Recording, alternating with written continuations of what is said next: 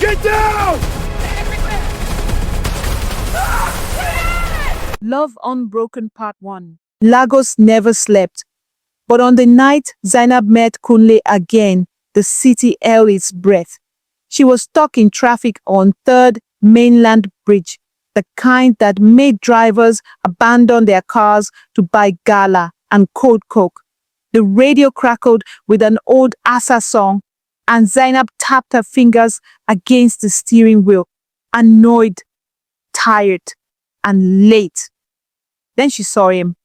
He was standing by a black Prado, arguing with a traffic officer. Officer, this is ridiculous. I've been here for hours. Calm down, sir. We're measuring the... Is that you? Kunle, the man who vanished 5 years ago without goodbye. The man she buried in her heart like a bad dream. Her phone slipped from her hand. By the time traffic moved and she parked near her office in Yaba, her hands were shaking. She told herself, It couldn't be him. Lagos is full of lookalikes, ghosts, memories. But that night there was a knock on her door. 3 slow knocks. Her chest tightened as she opened it. Z, he said softly, using the name only he ever used. I finally found you. Kunle looked like a man who had lived many lives since the last time she saw him at the bus stop in Ibadan, promising to return in a week. She remembered waiting, calling, crying, and finally deciding he was dead, or worse, cruel. You don't get to show up here. Not after what you did.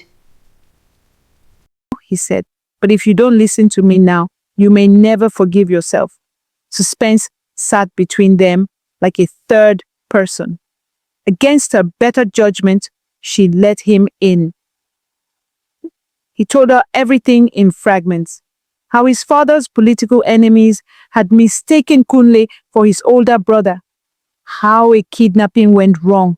How he escaped, only to realize that everyone close to him was in danger, including her. So you disappeared? You broke me to protect me? Zainab, please. It was the only way. She laughed, but tears fell freely. You Nigerians and your stupid hero complex. I missed you every day. Days turned into stolen moments. Coffee in Surulere, quiet walks at Freedom Park. Love crept back in, uninvited, stubborn. But Kunle was hiding something. Zainab noticed the late-night calls, the way he scanned rooms, the gun she found accidentally in his bag. You're still in trouble. Yes. And now, so are you. The attack came on a rainy evening. Gunshots, screams, chaos. Kunle pushed Zainab into a car and drove like a madman through flooded streets. At the old National Theatre, the car was ambushed. Bullets shattered glass. Kunle was hit. As Zainab held him, blood mixing with rain, he whispered, "If I die, know that loving you was my only peace." She screamed his name into the storm.